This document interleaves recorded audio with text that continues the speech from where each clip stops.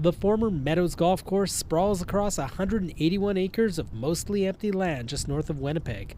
Peguis First Nation Real Estate Trust bought this land in 2021 using $10 million of money Peguis First Nation received as reparation for broken treaty promises. The Peguis Real Estate Trust bought this land and planned to develop it. But now, most of this old golf course is no longer in the First Nations Trust's hands. Winnipeg developer Andrew Marquis, who used to advise both Peguis and its real estate trust, now controls 90% of the Meadows land he plans to develop. According to a purchase and development agreement obtained by CBC News, Marquis acquired control of the Meadows in November 2024 with a promise to pay $10 million to the Peguis First Nation Real Estate Trust sometime over the next 7 years, and Marquis plans to build more than 2,100 homes and apartments on the land. The Peguis Real Estate Trust gets to keep about 10% of the old golf course, where it built a daycare. A lawyer for the First Nation says the deal does not seem fair. I don't know the reasons why the trustees felt that they needed to do this sale, or what the motivations were behind it, but it doesn't appear to me to be a fair transaction. Between 2021 and 2023, Marquis was paid at least $4.4 million to consult for both Peguis and its real estate trust, according to documents the band provided to CBC News and financial records obtained by CBC News. Peguis sued Marquis in September 2024 over allegations he failed to act in the best interests of the band when he worked as a consultant. The Meadows transaction took place 2 months later. What's particularly galling about this is this transaction took place after the litigation had been filed. Marquis advised Peguis on the purchase of the Meadows land, according to a report he wrote for the band. John Galis questioned how the band advisor ended up with the land after the band purchased it with money intended to right past wrongs. It seems to be another example of history repeating itself.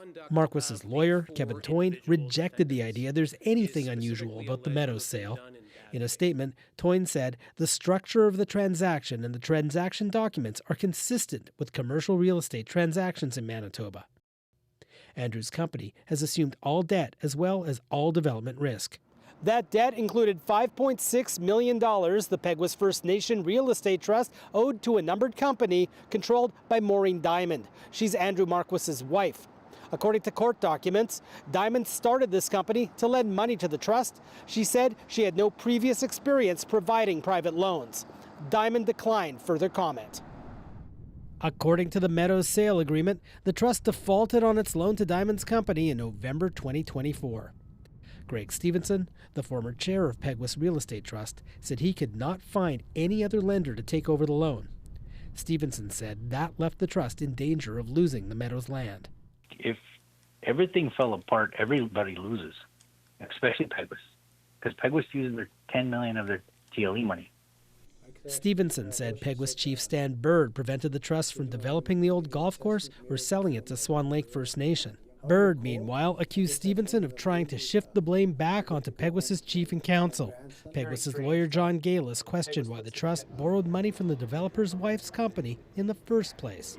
At a property, you've got $10 million equity in it. You could go down to, the Bank of Montreal. I feel pretty confident that they would lend you. They'd be more than happy to give you a mortgage. CBC News asked a Winnipeg lawyer with expertise in First Nations governance to review the Meadows agreement. He said it's unusual to see a band advisor so financially involved with their client. Yvonne Guy Larocque also commented on the deal itself. These treaty land entitlement lands being essentially transferred to a non-Indigenous party defeats the purpose of the treaty land entitlement process in my mind. Andrew Marquis can't develop on this land until the RM of East St. Paul approves a residential development here. There's a hold on further development because the RM can't handle more sewage. Bartley Kivas, CBC News in the RM of East St. Paul.